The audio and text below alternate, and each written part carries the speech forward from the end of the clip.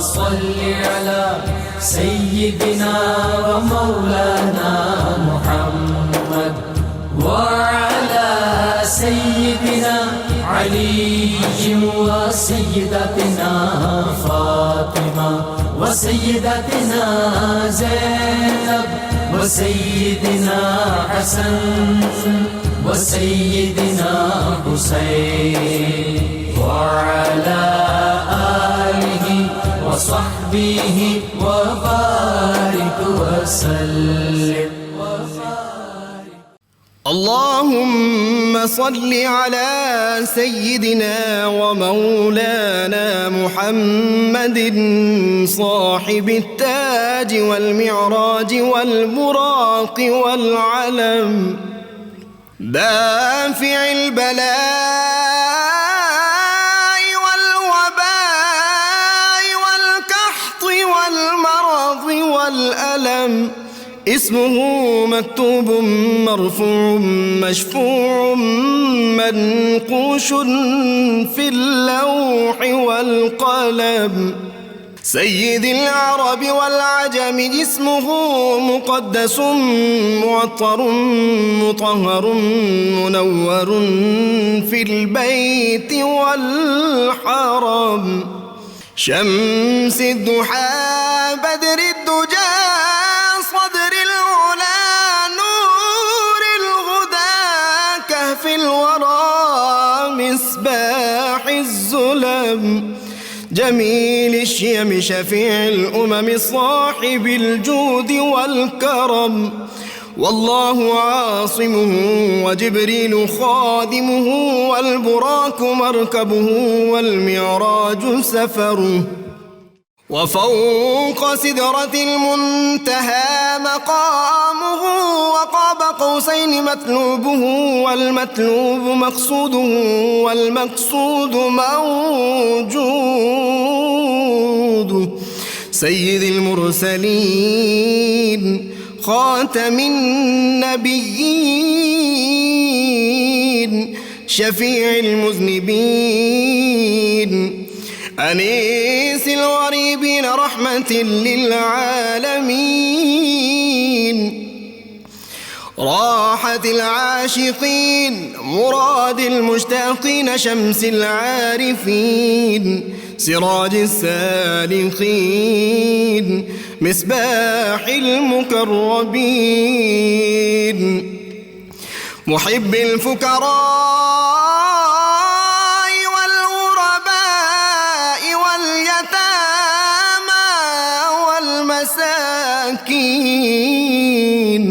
سيد الثقلين نبي الحرمين إمام القبلتين وسيلتنا في الدارين صاحب قاب قوسين محبوب رب المشرقين ورب المغربين جد الحسن والحسين مولانا ومولى الثقلين سيدنا أبي القاسم محمد بن عبد الله نور من نور الله يا أيها المشتاقون بنور جماله بلغ العلا بكماله كشف الدجى بجماله حصنت جميع خصاله صلوا عليه وآله وأصحابه وسلموا تسليما وصحبه وبارك وسلم. بسم اللہ الرحمن الرحیم. السلام علیکم ناظرین. پروگرام صبح نور کے ساتھ آپ کا میزبان نذیر احمد غازی حاضر ہے. ناظرین کرام، حضرت ابو انیس محمد برکت علی صاحب رحمہ اللہ کی مشہور تالیف اسماء النبی الکریم صلی اللہ علیہ وآلہ وسلم سے ایک اسم مبارک پڑھنے کی سعادت حاصل کر رہا ہوں. سیدنا خیر الانام صلی اللہ علیہ وآلہ وسلم، ہمارے سردار تمام جہانوں سے بہتر، درود و سلام بھیجے اللہ آپ صلی اللہ علیہ وسلم، آپ کی آل پاک اور آپ کے صحابہ کرام پر. حضرت جابر بن عبداللہ رضی اللہ تعالی عنہ روایت ہے کہ حضور نبی کریم صلی اللہ علیہ وآلہ وسلم نے ارشاد فرمایا، جس شخص میں 3 صفات ہوں اللہ تعالیٰ اس کے لیے موت کے لمحات آسان فرما دیتا ہے اور اسے جنت میں داخل فرماتا ہے۔ پہلا، کمزوروں کے ساتھ نرمی، دوسرا والدین کے ساتھ محبت و شفقت، تیسرا اپنے ماتحتوں کے ساتھ حسن سلوک۔ اسی طرح حضرت ابو ذر غفاری رضی اللہ تعالیٰ عنہ بیان کرتے ہیں کہ حضور نبی کریم صلی اللہ علیہ وآلہ وسلم نے ارشاد فرمایا، جو غلام اور ملازم آپ کی اطاعت کرتے ہیں ان کو اپنے ساتھ کھلاؤ، اور جیسا خود پہنو ویسا ہی ان کو پہناؤ، اور اللہ تعالیٰ کی مخلوق کے ساتھ نرمی والا رویہ اختیار کرو۔ ناظرین کرام، آج ہم تاریخ اسلام کے اس لازوال کردار کا ذکر کریں گے جن کو علامہ اقبال نے شہیدان محبت کا امام قرار دیا تھا، اور علامہ اقبال نے جن کے بارے میں کہا تھا کہ وہ اپنی قبر میں زندہ ہیں، ان کی قبر کی مٹی زندہ ہے، اور ہم جو اپنے آپ کو زندہ کہتے ہیں تو کہا کہ ہم دھوکہ دیتے ہیں اور شرمندگی سے ہم اپنے آپ کو زندہ سمجھتے ہیں۔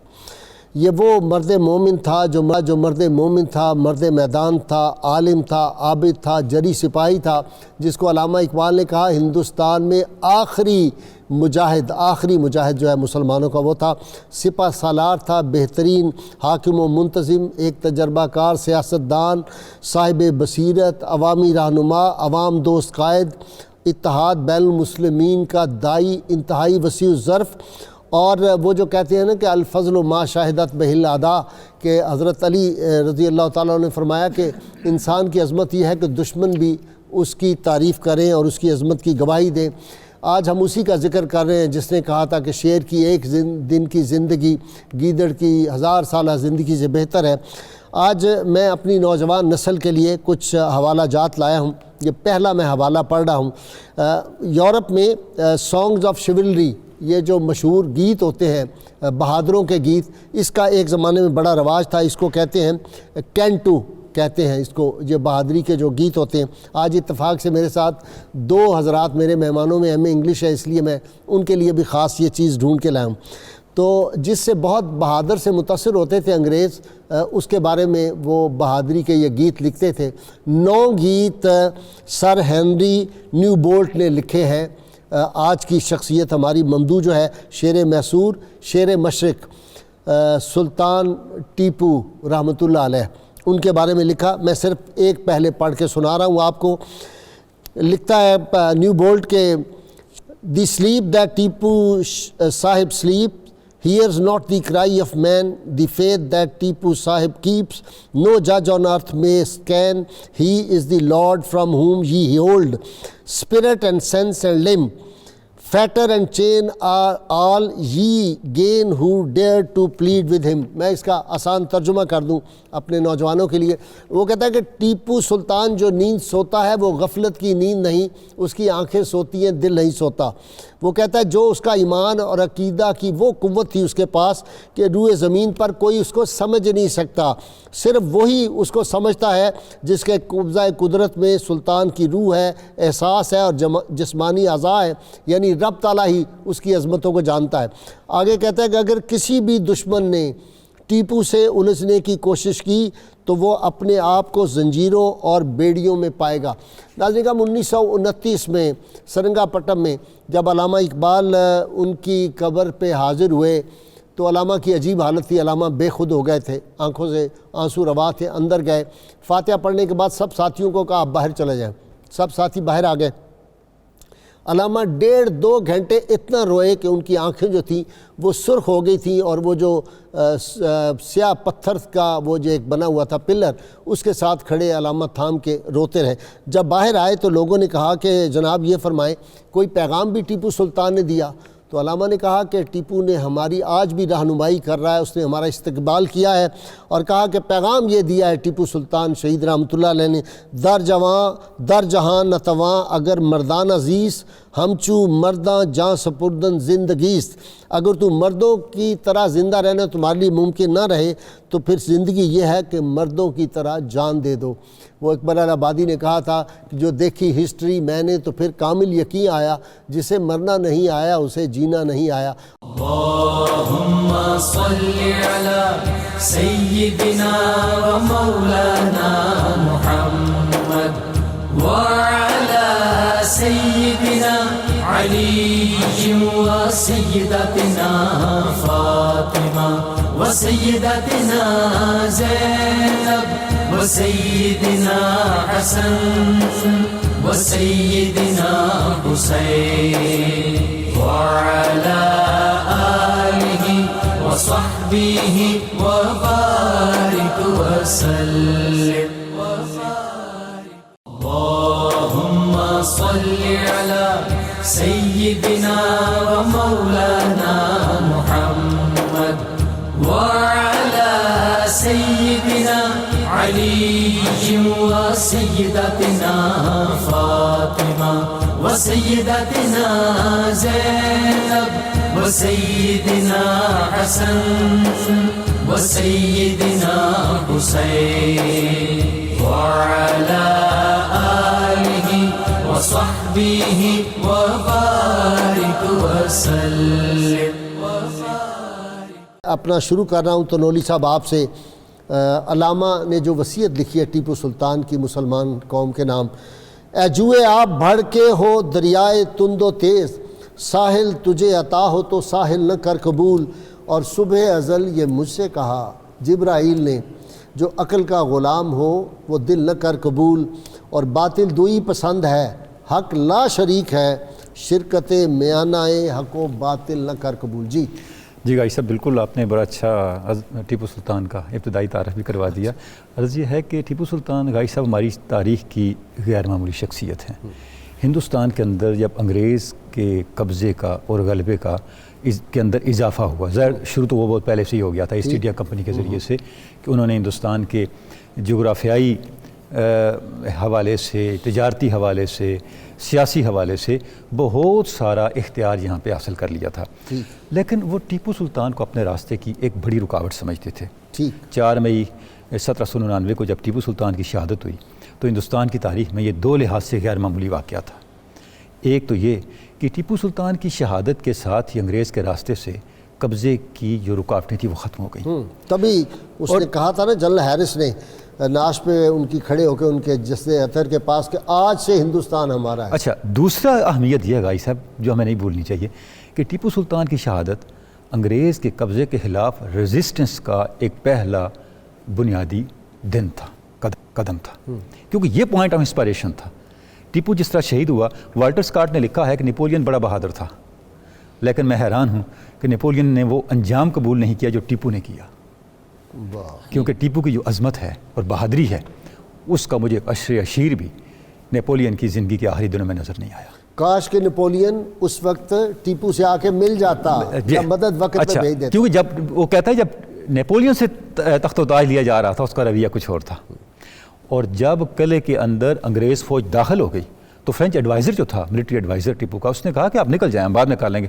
ٹیپو نے اس وقت یہ کہا تھا شیر کی ایک دن کی زندگی گیدڑ کی 1000 سالہ زندگی سے بہتر ہے، اور میں اس دن کے انتظار میں تھا. تو یہ ٹیپو کی عظمت ہے کہ ٹیپو کی شہادت نہ صرف انگریز کے غلبے کا آغاز تھا. دیکھیں 1799 میں جب ٹیپو شہید ہوئے تو 1800 میں ارکاٹ، تنجاور اور اودھ کی سلطنتیں جو ریاستیں تھی ختم ہو گئیں. اس کے بعد 1801 میں نظام جو ٹیپو کے خلاف اتحادی تھا برٹش کا، اس کے اختیارات سلب ہو گئے، مراٹھے اور یہ مل کے. اس کے بعد 1802 میں مراٹھوں کی سلطنت ختم ہو گئی، یعنی آغاز ہو گیا. اس کے بعد انگریز نے یہاں کی جتنی سٹیٹس تھیں ان کو اپنے ساتھ ملانے کا آغاز کیا. جب کوئی ریزسٹنس آئی تو انگریز نے قانون دیا، دی ڈاکٹرن آف لیپس، اس کے ذریعے سے 30 سے زائد ریاستوں کو انیکس کیا گیا برٹش راج کے اندر. مطلب یہ ہے کہ انگریز نے سازش کے ذریعے سے، قانونی ہتھ کنڈوں کے ذریعے سے، ملٹری کے ذریعے سے، ہر طریقے سے ٹیپو کے بعد اپنے ساتھ ملانے کا آغاز کر دیا. اچھا جی، اپنا یوسف تاریخ اسلام، جی جنگ احد سے شروع ہو جائے، عبداللہ بن ابی کا رویہ لے لیں، بالکل صحیح. اس کے بعد مسلمانوں کا اسپین کا سارا دور آپ لے لیں، اس کے بعد سکوت بغداد لے لیں، بالکل، اور سکوت ڈھاکہ تک. جی صحیح ہے. مسلمانوں کو اندر کے میر جعفر و میر صادقوں کی وجہ سے شکستیں ہوئی ہیں، نقصان اٹھانا پڑا. میدان میں مسلمانوں کو کسی نے شکست نہیں دی. جی، اس میں مکمل حقیقت ہے کہ مسلمانوں کے قلعوں کے دروازے اندر سے کھلے ہیں. مگر یہ فقط مسلمانوں کے ساتھ نہیں ہے، ہر قوم کے ساتھ ہے کہ اگر آپ خریدنے جائیں گے تو ہر قوم میں یعنی بکاؤ مال مل جاتا ہے۔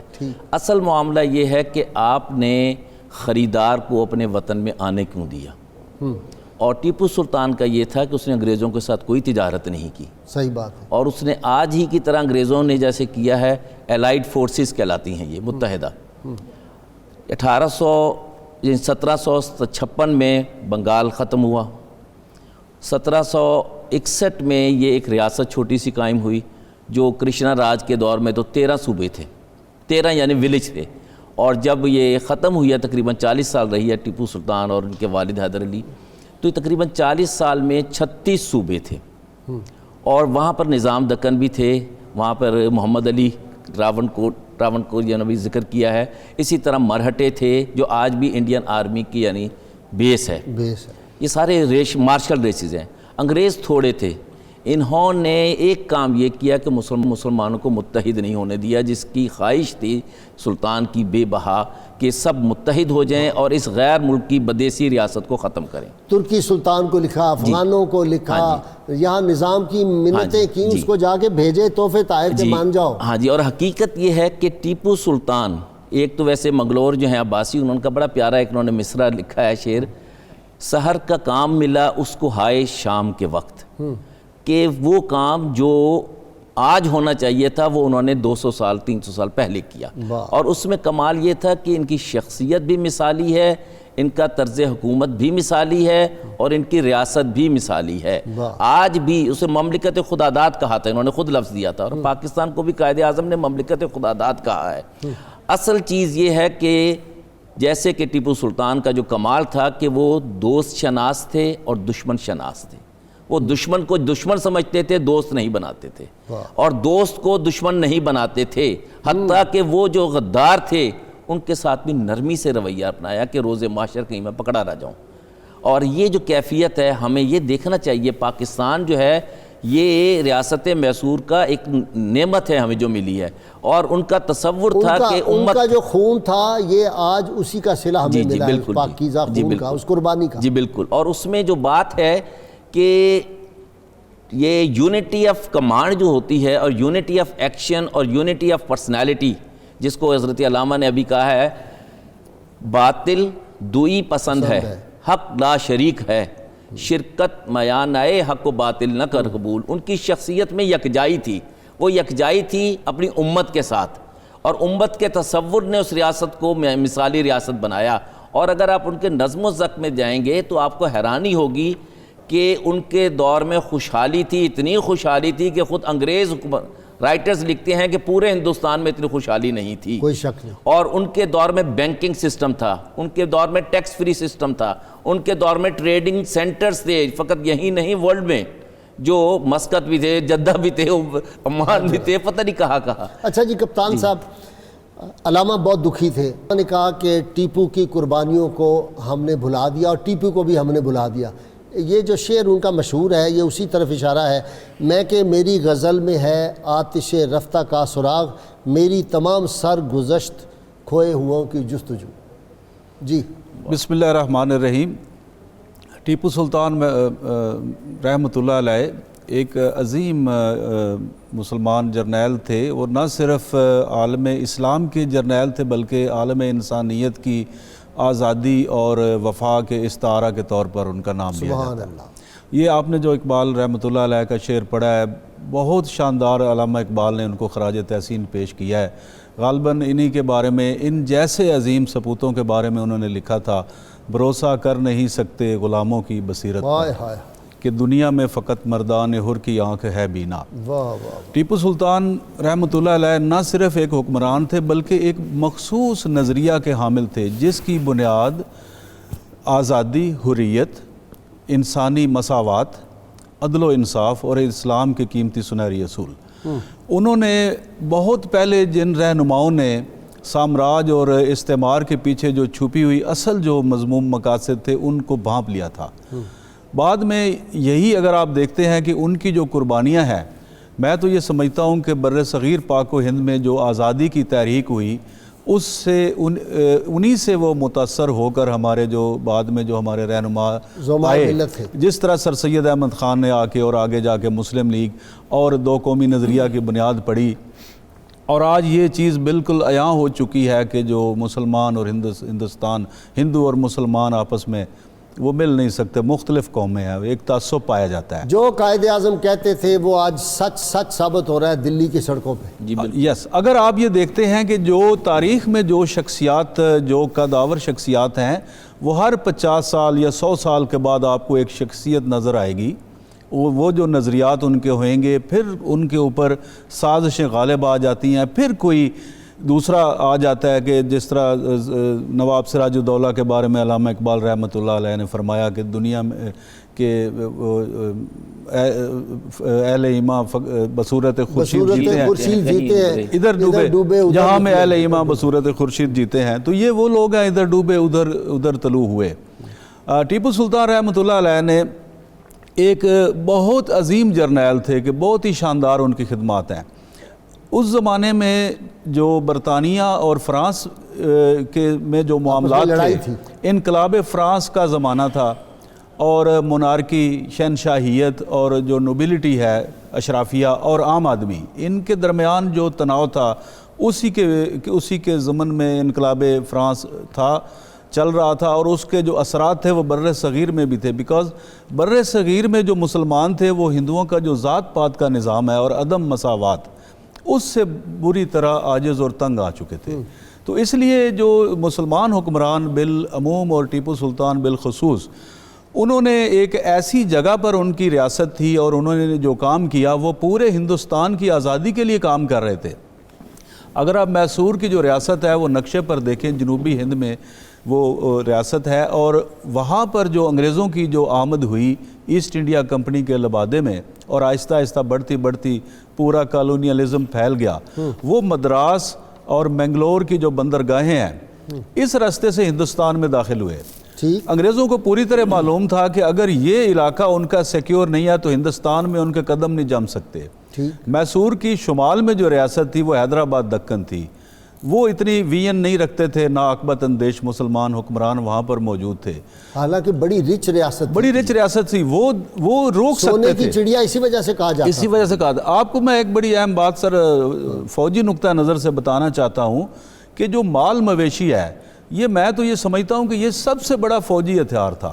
اس کی وجہ یہ تھی کہ گاڑیاں تو ہوتی نہیں تھی، مشینری نہیں تھی، اور جانوروں کے اوپر گھوڑے، گدھے، گائے، بھینس، ان کے ذریعے وہ گاڑیوں کو کھینچ کے لے جاتے تھے، سامان کی نقل و حرکت ان کے ذریعے ہوتی تھی، اور جس قلعے کی محاصرہ کر لیا جاتا تھا وہ بہت بڑی سے طاقتور اگر حکومت بھی ہے تو چند دن کے محاصرے کو افورڈ نہیں کر سکتی۔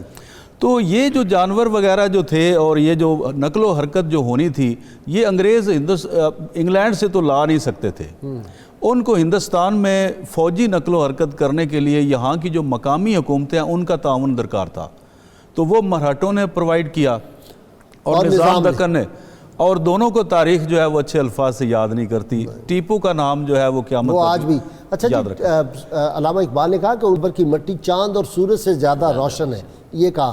اچھا، یہ ہر وقت باوضو رہتے تھے، تو لوگوں نے پوچھا جی ہر وقت باوضو آپ رہتے اس کی وجہ؟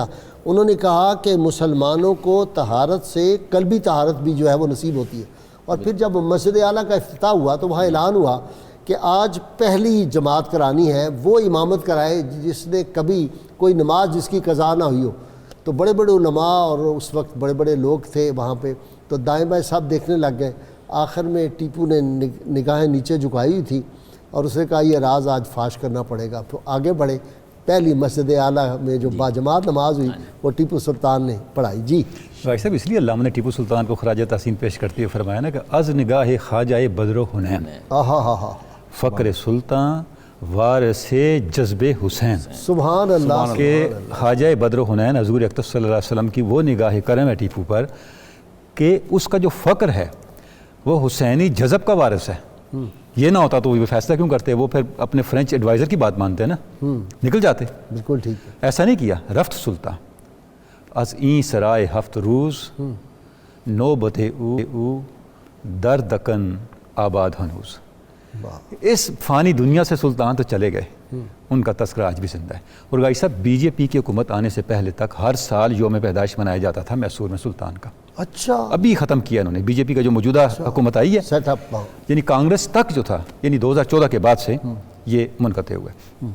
تو اس کی وجہ یہ ہے کہ نہ صرف جس طرف آپ نے اشارہ کیا وہ ذاتی طور پر ایک عظیم کردار کے حامل تھے, انہوں نے جو ڈیلیور کیا, ابھی ان کا سوشل سسٹم کا ذکر ہوا, اکنامک سسٹم کا ذکر ہوا. Ghazi Sahib, why Europe grew rich and Asia did not, اس کے مصنف نے لکھا ہے کہ اگر آپ اس دور کی اکانومی کو دیکھیں تو ریاست میسور کے جو امپلائز تھے ان کی تنخواہیں دنیا کے بقیہ لوگوں سے 5 گنا زیادہ تھیں. 5 گنا زیادہ اس نے اعداد و شمار کے ساتھ دیا. یہ کیوں تھا؟ وہ کہتا ہے وہ کہاں سے پیسے آ رہے تھے.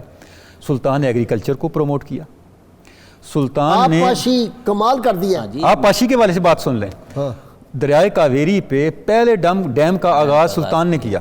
اللہ, اور اس سے نہریں نکالی, اس سے نہریں نکالی اور سارا کیا. اس کا نام انہوں نے اب بدل کے اس پہ کر دیا ہے, پنڈت ساگرا کے نام پہ کر دیا ہے. بہرحال عرض کرنے کا مقصد یہ ہے, ٹیکسٹائل انڈسٹری کو پروموٹ کیا. میسور سلک انڈسٹری جو تھی دنیا بھر میں اس کا ایک نام تھا. اور باہر سے کوئی کپڑا, ساری زندگی نہ باہر کی خوشبو استعمال کی نہ باہر کا کپڑا, اپنا کہتے تھے بناؤ اپنی. اب یہ کرنے کی ضرورت تھی ہمیں, ہاں, تو آپ کی ساری اکانومی ٹریک پہ چڑھ جائے. بحری جہاز بنائے اپنے, یعنی ایسے بحری جہاز بھی تھے جن میں سے 70 توپیں نصب ہو سکتی تھیں. بندوق اعلیٰ سے اعلیٰ, پسٹل اعلیٰ سے اعلیٰ. اب یہ جو وہاں پہ ماحول تھا, اچھا رواداری کا یہ عالم تھا کہ اس پہ کتابیں لکھی گئیں, endowments to Hindus and Hindu institutions, جو سلطان کی طرف سے تھا. کتنے ہندو ادارے تھے جن کو باقاعدہ مالی سپورٹ ملتی تھی, اور پروہتوں کی تنخواہیں مقرر تھیں. اور ایک ہندو مندر کو متاثر کیا گیا, کسی وجہ سے وہاں کوئی بلبہ ہوا, کچھ ہوا, تو سلطان نے ان لوگوں کو نہ صرف سزائیں دی بلکہ ہندو کے اس مندر کے جو پروہت تھے, بڑے تھے, ان کو مالی سپورٹ دی. سارا دوبارہ اس کو تعمیر کر کے دیا, رینوویٹ کر کے دیا. تو یہ جو پالیسی تھی سلطان ٹیپو کی, یہ ایک آئیڈیل حکمران کی پالیسی تھی. اچھا جی, علم کا شوق دیکھیں, ان کی جو لائبریری ہے وہ یہاں سے ایسٹ انڈیا کمپنی والے لے گئے, وہ بڑی ایک لمبی داستان ہے, ٹائم میرے پاس کم ہے. جو ان کے بیڈ روم میں کتابیں ہوتی تھیں ان میں سے میں چند ایک نام لے لیں, بندہ اشش کر اٹھتا ہے. مدارج النبوت, معارج النبوت مولا معین کاشفی رحمۃ اللہ علیہ, جذب القلوب الی دیار المحبوب, اخبار الخیار, سفینۃ الاولیاء, مناقب غوثیہ, مثنوی مولانا روم, تذکرۃ الاولیاء, درود تاج, دلائل الخیرات. سبحان اللہ, کوئی اللہ اکبر. یہ بیڈ روم ہے. ٹیپو سلطان کی شخصیت روحانی اور جسمانی اعتبار سے ایک معیار تھا, سٹینڈرڈ تھا, مسلمانوں کا نمونہ تھا. اور پھر یہ جہاں اپنے جسم کو انہوں نے یعنی طاقت دی ہے, ریاست کو طاقت دی ہے, وہاں روحانی اعتبار سے بھی جیسے باوضو ہونے کا آپ نے ذکر کیا, اور اولیاء اللہ سے یعنی خاص شغف تھا. وہ مسجد اعلیٰ کا آپ نے ذکر کیا, وہ ایک ولی اللہ کی فرمائش پہ کی تھی جب یہ بھی چھوٹے تھے, جب انہوں نے کہا کہ بھی آپ جب حاکم بنیں گے تو یہ کیجئے. مست ٹیپو بھی نام اسی نام پر, مستان علی بھی آتا ہے, ٹیپو مستان علی, ٹیپو مستان ان کی یعنی دعا سے. اب یہ دیکھیے کہ یہ قبر حضرت علامہ نے کہا ہے کہ یہ قبر زندہ ہے. حضرت علامہ گئے, یہ تحفہ لے کر آئے نصیحت کا. ایک انگریز 30s میں گیا ہے تو وہ سیکنڈوں کے اندر واپس آ گیا, اور اس کے پسینے سے وہ شرابور تھا, اور کہتا تھا مجھے خوف آتا ہے, مجھے ہیبت آتی ہے کہ ٹیپو سلطان مجھے جس نگاہ سے دیکھ رہے تھے کہ میں وہاں ٹھہر نہیں سکتا تھا. یہ وہ نعمت ہے جیسے قرآن میں کہا ہے کہ شہید زندہ ہوتا ہے, شہید زندہ رہتا ہے, وہ کھانا پینا بھی کھاتا ہے. اللہم صلی علی سیدنا و مولانا محمد وعلی سیدنا علی و سیدتنا فاطمہ و سیدتنا زینب و سیدنا حسن و سیدنا حسین وعلى آله وصحبه وبارك وسلم. اللهم صل على سيدنا ومولانا محمد وعلى سيدنا علي وسيدتنا فاطمة وسيدتنا زينب وسيدنا حسن وسيدنا حسين وعلى آله وصحبه وبارك وسلم. جی یوسف آپ فرما رہے تھے. میں ایک تو یہ کہ یہ بات کہنا چاہتا ہوں کہ پاکستان کے لیے ریاست میسور جو ہے وہ ایک مثالی ریاست ہے، اور وہ ایک کانسٹیٹیوشنل مونارکی تھی، فرد واحد کی نہیں تھی. ٹھیک. اور وہاں پر بے روزگاری نہیں تھی نہیں. وہاں پر، اور سب سے بڑھ کر یہ کہ ہر چیز وہیں بنتی تھی. واہ. کوئی چیز باہر سے نہیں آتی تھی. فرانس کو اسلحہ بھیجا ہے، اسلحہ بیچا ہے، نیپولین کو بھیجا ہے. کمال نہیں کر دی. میزائل جو ہے اس کا بانی جو ہے وہ ٹیپو سلطان ہے. اللہ. راکٹ کا بانی ٹیپو سلطان ہے. ناسا جو امریکہ ہے وہاں پر فاؤنڈرز میں ٹیپو سلطان کا نام لکھا ہے. نیپولین سے جیت کا راز وہ میزائل سسٹم ہے جو یہاں سے یہ سیکھ کر گئے. نیپولین شکست کھانے والا نہیں تھا، جیسے کہ اسے کہا کہ who will rise to solar heights، کہ کون جائے گا اس بلندی پہ جا کے پستی پہ جا کے ختم ہونا. ٹیپو سلطان بلند رہا، بلندی سے زندگی گزاری اور بلندی سے وفات پائی، شہادت کا وہ مقام پایا. اب جہاں تک یہ تعلق ہے کہ مثالی خود انڈیا کا مہاتما گاندھی جو ہیں یہ ینگ انڈیا میں لکھتے ہیں کہ یہ ایک مثالی حکمران ہے ہندوستان کے لیے. جہاں اس نے امت مسلمہ کے تصور کو اکٹھا کیا، وہاں پورے ہندوستان کو اکٹھا کیا کہ بدیسی کو روکو. اور یہ تو سب یہیں کے یعنی پیدائشی تھے. پھر یہ کہ کانسٹیٹیوشنل مونارکی جو تھی اس میں انہوں نے یعنی 8 ان کے مرکزی حکومت تھی اور پھر 36 صوبے تھے.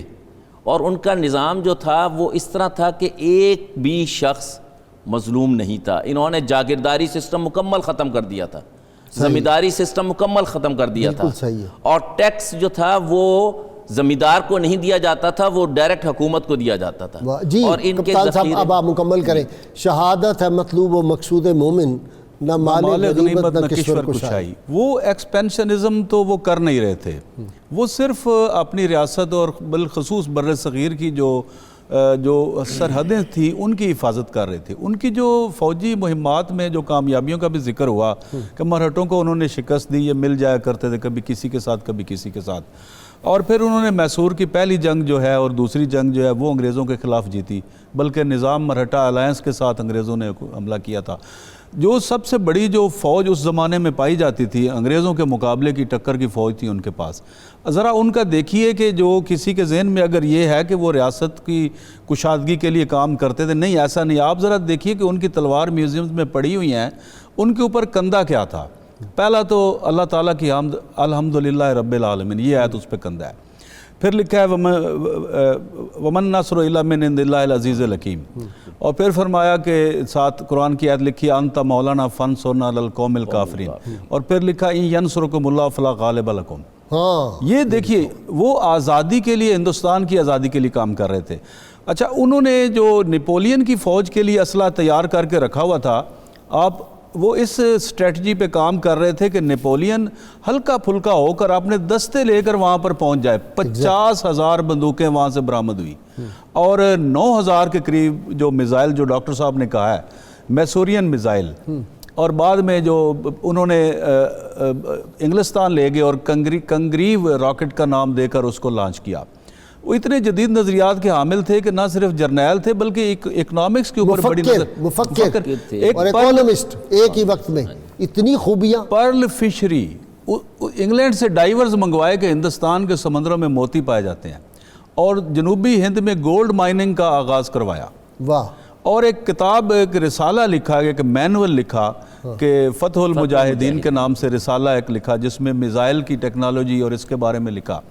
اور پھر انہوں نے جو ڈاکٹر صاحب نے جو بتایا کہ جو ان کے کیا نام ہے جو اقتصادی جو ان کی خدمات ہیں، اصلاحات، اس میں مساوات اور یہ چیزیں تو ناظرین کو پتہ ہے، ان سب کو پتہ ہے کہ وہ اور بڑی سادہ زندگی. اچھا جی، بڑی سادہ زندگی گزارتے تھے. پالکی کا رواج تھا، کبھی پالکی میں نہیں بیٹھے. کہتے ہیں اللہ نے مجھے ٹانگیں دی ہوئی ہیں، میں خود پیدل چل بھائی صاحب بلکہ سادگی کا آپ یہ دیکھیں کہ ٹیپو سلطان کی زندگی میں ہمیں ملتا ہے کہ وہ کھدر پہ سوتے تھے، زمین پہ کھدر بچھا کے. اچھا، یعنی اس انداز سے ان کا ایک سادگی کا انداز حیات تھا. اور جو ہم ان کا ایڈمنسٹریشن پہ اور مملکت کے نظام پہ بات کر رہے ہیں، تو پہلی دفعہ انہوں نے اپنی فوج کو پیادہ فوج کے بجائے سوار اور توپ خانے کو اس کے اوپر غالب کیا اور اس کو ڈیولپ کیا، ملٹری مینول نافذ کیا اپنی فوج کے اندر. وہ قلعہ کون سا تھا جس پہ جا کے فورٹ ولیم تھا، وہاں پہ انہوں نے جو اسٹریٹجی اختیار کی؟ میں تو حیران ہو رہا ہوں پڑھ کے کہ دیہاتی لوگ اکٹھے کیے ہزاروں کی تعداد میں، ان کو فوجی یونیفارم پہنا دی جن کو کچھ نہیں پتا تھا، اور لکڑی کی بندوقیں ان کے ہاتھ میں دے دی. تو انہوں نے دیکھا، انہوں نے کہا اتنی زیادہ فوج آ گئی، وہ ایسے ہی بھاگ گئے فرنگی جو تھے. اچھا، اس کے بعد غازی صاحب یہ ہے کہ اپنی ریاست کے اندر ہر طبقے کے حقوق کے تحفظ کے لیے جو ان کا عدالتی نظام تھا وہ اس طرح تھا کہ مسلمانوں کے لیے مسلمان قاضی تھے اور ہندوؤں کے لیے پنڈت تھے، ان کے مذہب فرام ٹاپ ٹو باٹم. یہ انہوں نے یہ سسٹم رکھا تاکہ کسی بھی کمیونٹی کے حقوق کا جو فیصلہ کرنا ہے، اس کے مقدمات کا فیصلہ کرنا ہے، وہ اس کے اپنے قانون کے مطابق ہو.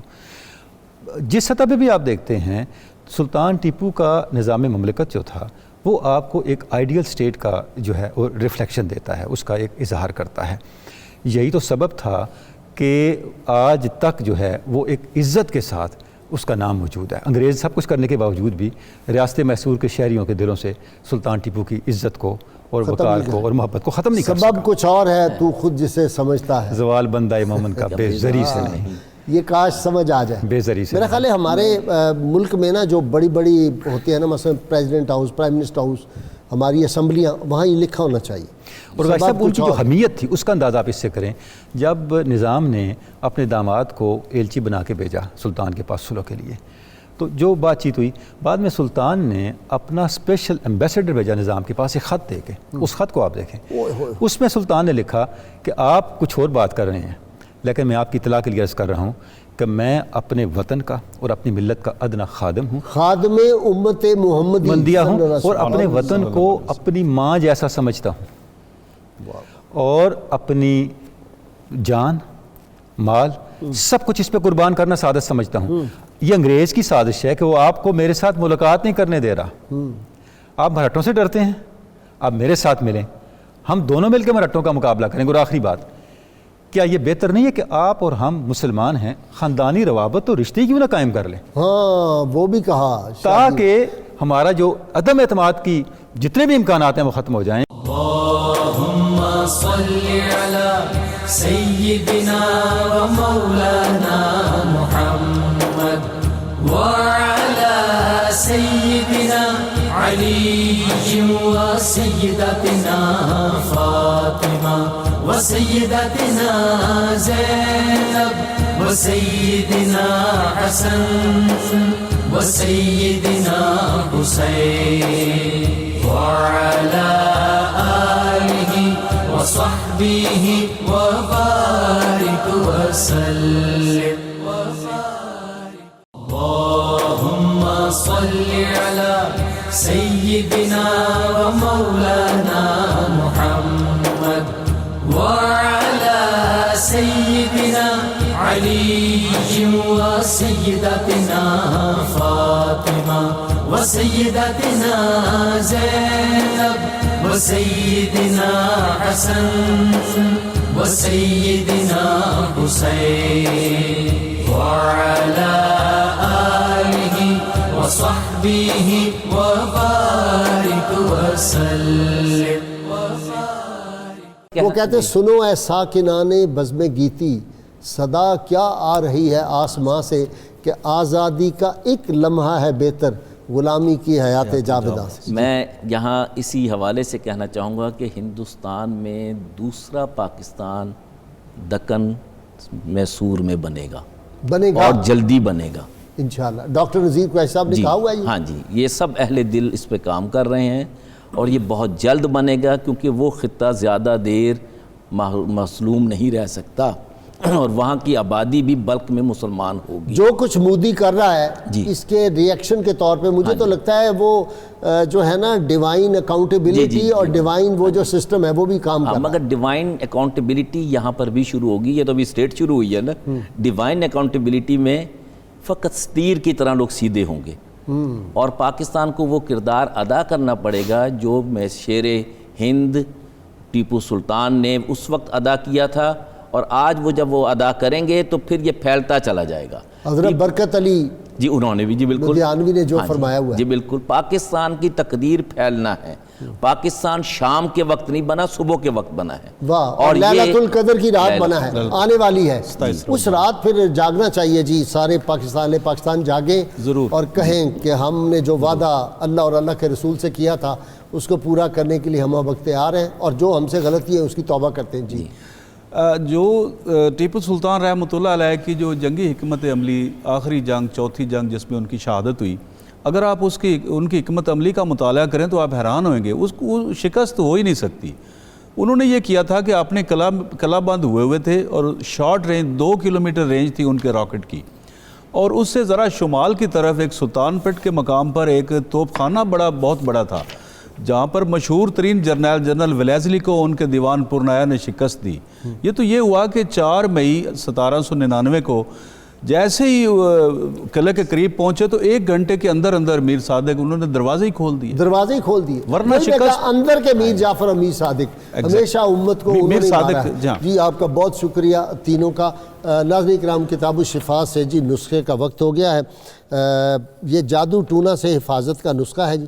جو شخص مسلسل 41 روز تک 100 بار سورۃ الفلق اور 100 بار سورۃ الناس کا ورد کرتا ہے تو ہر قسم کے جادو ٹونا سے محفوظ رہتا ہے، اور اس کے دشمن اپنے عزائم میں ناکام رہتے ہیں۔ شرط یہ ہے اول و آخر کم از کم 11 مرتبہ کوئی بھی درود پاک جو آتا ہو ضرور پڑھیں۔ حضرت سلطان ٹیپو رحمہ اللہ فرماتے ہیں، زندگی کا مزہ بھی اسی میں ہے کہ ہمیشہ تکالیف اور مصائب کا خندہ پیشانی سے مقابلہ کرو اور اس کے ساتھ مسکراتے بھی رہو۔ ناظرین کرام، اللہ کی ان سے دعا ہے اللہ تعالی ہمیں حضور رحمت کونین صلی اللہ علیہ وسلم کے تصدق میں ان کی غیر مشروط محبت اور لامحدود فضائل نصیب فرمائے۔ ہم دعا کریں گے، اس کے بعد نعرہ ماریں گے اور ہمارا پروگرام اختتام کو پہنچے گا۔ اللہم صلی علی محمد وعلی آل محمد کما صلیت علی ابراہیم وعلی آل ابراہیم انک حمید مجید۔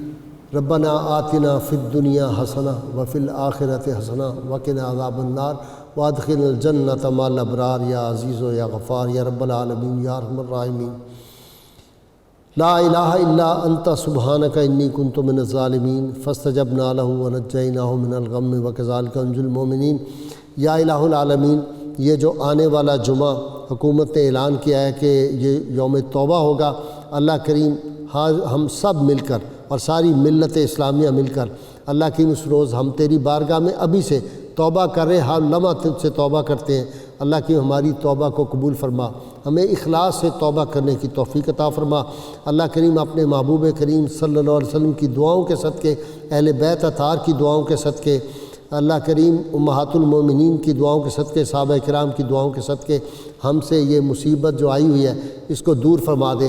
جو بیمار ہیں ان کو صحت تندرستی عطا فرما۔ اللہ کریم یہ ساری مخلوق جو ہے الخلق و عیال اللہ، یہ سب تیرا کنبہ ہے، اپنی مخلوق پہ کرم فرما، اپنی مخلوق پہ رحم فرما۔ اللہ کی فضل و کرم فرما۔ ہم سب اہل پاکستان کو اللہ کریم جو ہے وہ دشمنوں کے شر سے محفوظ فرما، شیطان کے شر سے محفوظ فرما، حاسدوں کے شر سے محفوظ فرما، نفس کے شر سے محفوظ فرما۔